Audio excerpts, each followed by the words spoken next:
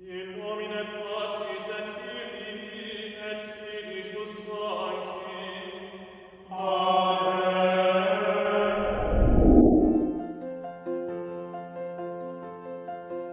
Dalam nama Bapa dan Putra dan Roh Kudus. Amin. Shalom. Damai sejahtera bagi kita semua. Berjumpa lagi dengan saya Romo Bayu OP dalam program kita, program Katekese Katolik. Semoga sahabat-sahabat dalam kondisi sehat dan diberkati Tuhan. Salah satu ciri khas dari gereja Katolik adalah kita memiliki lukisan, gambar dan patung Yesus, malaikat dan juga para kudus. Selain sebagai sebuah karya seni, lukisan, gambar dan patung ini juga menjadi bagian dari iman dan keagamaan umat Katolik. Namun seringkali pertanyaan yang dilontarkan adalah apakah membuat gambar atau patung dan melakukan kegiatan rohani seperti berdoa di depan patung ini adalah sebuah penyembahan berhala. Bukankah tertulis di dalam 10 perintah Allah bahwa jangan membuat bagimu patung yang menyerupai apapun yang ada di langit, di atas, atau yang ada di bumi, di bawah, atau yang ada di dalam air di bawah bumi. Jangan sujud menyembah kepadanya atau beribadah kepadanya. Sebab aku, Tuhan Allahmu adalah Allah yang cemburu. Keluaran 20 ayat 4-5. Lalu apakah kita sebagai orang Katolik membuat gambar, lukisan dan patung sama saja dengan membuat berhala? Orang Katolik kita semua secara naluriah akan menjawab tentu saja tidak. Tetapi mungkin kita perlu memberikan penjelasan yang lebih mendalam. Untuk menjawab ini, kita perlu mengerti apa sebenarnya gambar dan patung para kudus ini yang juga disebut sebagai ikon dalam ritus Katolik Timur dan Ortodoks. Lukisan dan patung adalah benda-benda yang dibuat untuk menjadi representasi dari para kudus. Kita tidak menyembah patung maupun para kudus yang direpresentasikannya. Kemudian kenapa kita membuat gambar dan patung jika tidak menyembah mereka? Jawabannya ada pada kodrat manusia kita sendiri. Manusia sebagai makhluk ragawi untuk menyatakan kedekatan atau relasi dengan seseorang atau sesuatu tentunya membutuhkan sarana ragawi juga. Ada kalanya seorang yang kita hormati atau kasih kebetulan tidak ada di hadapan kita, di dekat kita. Dan untuk merasakan kehadiran mereka, kita pun membuat sebuah representasi atau substitusi. Sebagai contoh, kita sayang dengan keluarga kita. Dan kebetulan kita sedang berada jauh dari keluarga kita. Solusinya, ya kita menyimpan, membuat foto mereka. Dan bahkan ada momen-momen di mana kita mencium foto mereka untuk mengobati rasa rindu kita. Atau saat kita menghormati bendera merah putih saat upacara. Kita mengerti bahwa menyimpan foto dan menghormati bendera, kita tidak sebenarnya mengasihi foto tersebut atau memberi hormat kepada sebuah kain yang dikibarkan. Kita mengasihi dan menghormati pribadi dan juga simbol yang diwakili oleh foto dan bendera tersebut. Sama dengan gambar dan patung para kudus, kita tidak berelasi dengan gambar dan patung tersebut, tetapi dengan pribadi yang diwakili oleh gambar dan patung tersebut. Nah, mungkin ada yang bilang jika berdoa di depan patung itu sama saja seperti menyembah berhala. Sekali lagi kita tidak berinteraksi dengan patung tersebut, tetapi dengan pribadi yang direpresentasikan.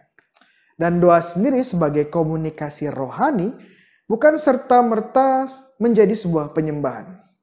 Untuk mendalami tentang doa kepada para kudus, sahabat-sahabat bisa melihat katekese kita sebelumnya dan linknya tersedia di kolom deskripsi di bawah. Jika kita kembali ke 10 perintah Allah, yang dilarang adalah bukan membuat gambar atau patung itu sendiri, tetapi menyembah dan beribadah kepada patung tersebut. Bahkan kalau kita lihat kitab suci, Allah sendiri menginstruksikan bangsa Israel membuat gambar dan patung sebagai bagian dari peribadahan mereka. Sebagai contoh, Tuhan Allah menginginkan bahwa bait-Nya yang menjadi representasi surga juga dipenuhi dengan patung maupun gambar yang mewakili makhluk-makhluk surgawi.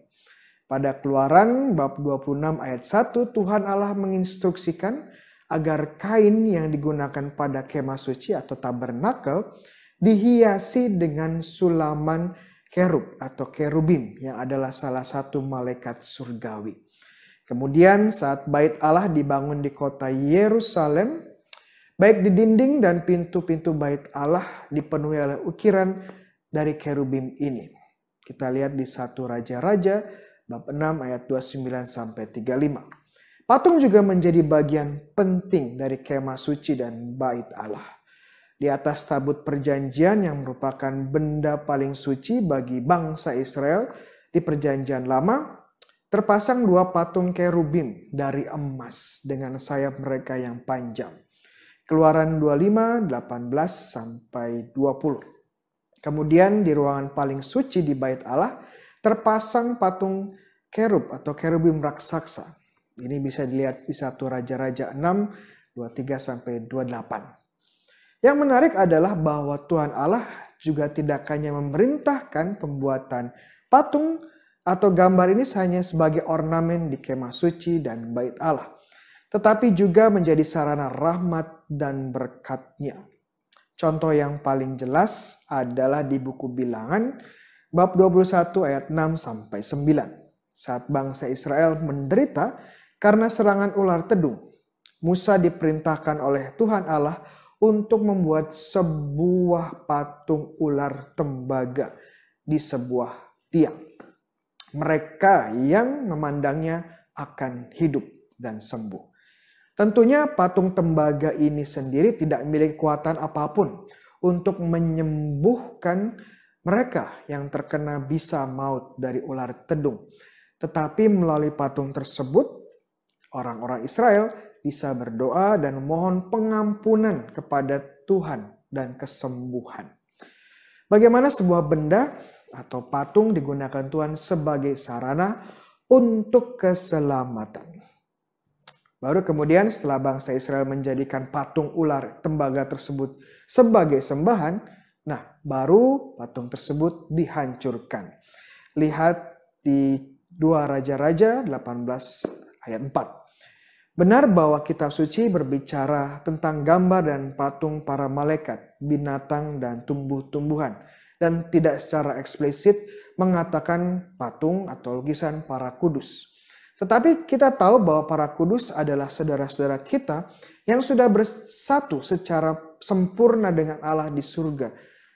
Dan jika sekarang mereka adalah penghuni surgawi sama seperti para malaikat-malaikat, membuat gambar dan patung para kudus dalam konteks keagamaan dan juga sebagai sarana kedekatan rohani di dalam Tuhan menjadi sesuatu yang wajar dan berbasis Alkitabiah.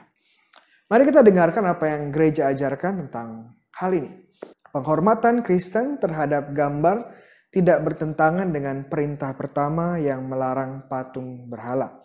Karena penghormatan yang kita berikan kepada satu gambar menyangkut pribadi sejati di baliknya. Penghormatan kita berikan kepada gambar-gambar adalah suatu penghormatan yang hikmat, bukan penyembahan. Penyembahan hanya boleh diberikan kepada Allah.